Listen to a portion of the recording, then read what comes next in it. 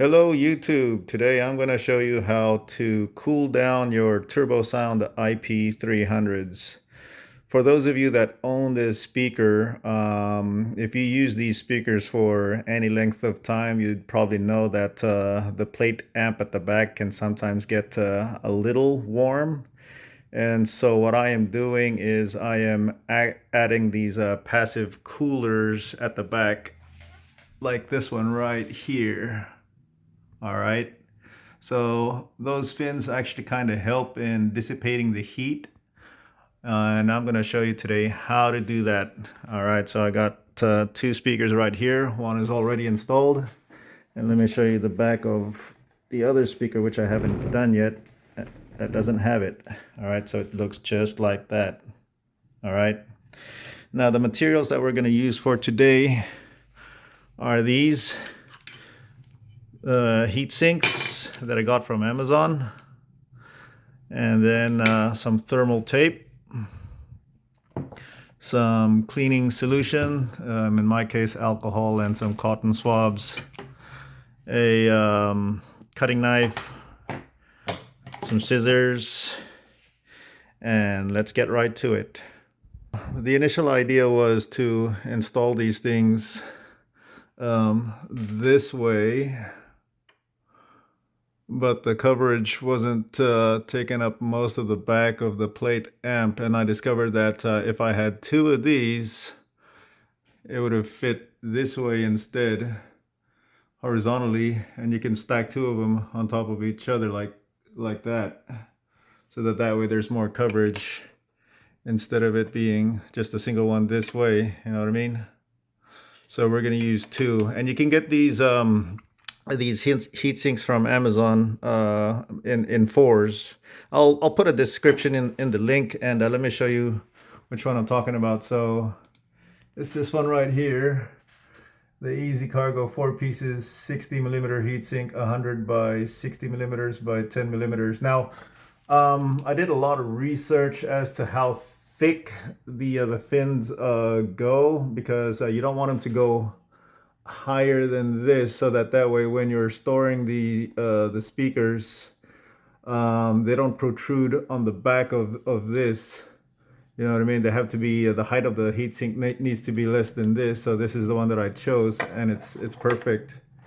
I'm not sure if this does it justice, but you can probably see in this side view right there. All right, so that's the one to get. And then the thermal adhesive is this one.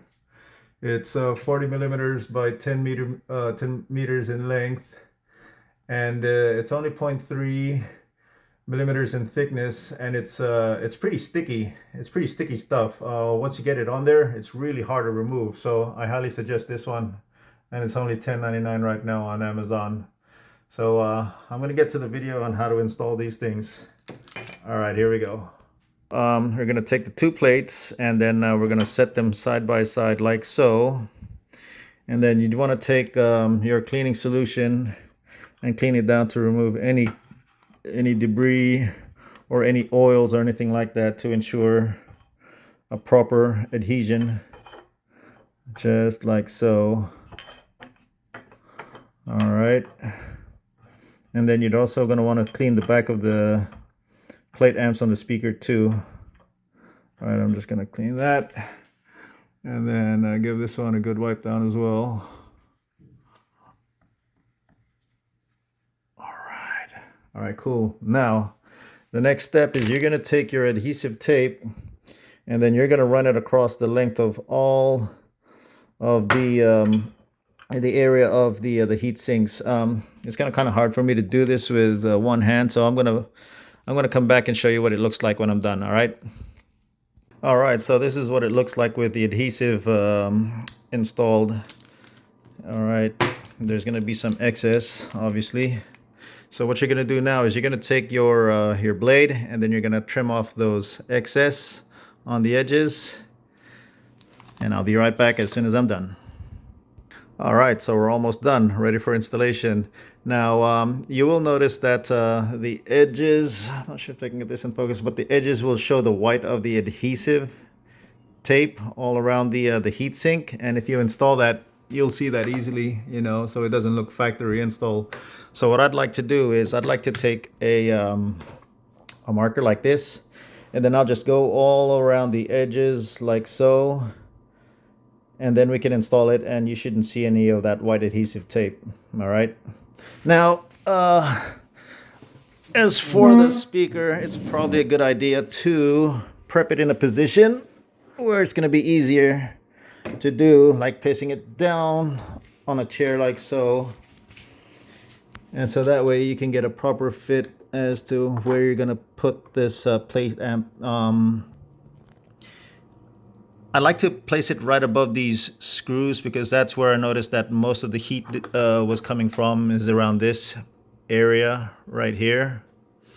There was some here, but I think this is sufficient enough right here. So this is where I'm going to put it. So all you got to do then is just remove this this backing tape, and then we'll go ahead and do the install. I'll show you when I'm done. All right, there you go. So I got it perfectly squared away, and then all you gotta do now is just apply pressure to the heatsink to make that adhesive make good contact with the plate. Now I can already tell that it works pretty well because just a while ago I was using this other speaker to get the back plate warmed up a little bit, so I'd know where to install the heat sinks. And then when I installed it, I can already feel the heat transfer onto the heat sink itself. So I know that this is definitely going to help out with dissipating the heat a little bit from the internals of this speaker. All right. So I hope that helps you guys out a little bit, and I'll catch you next time on the next video. Take it easy. Bye-bye.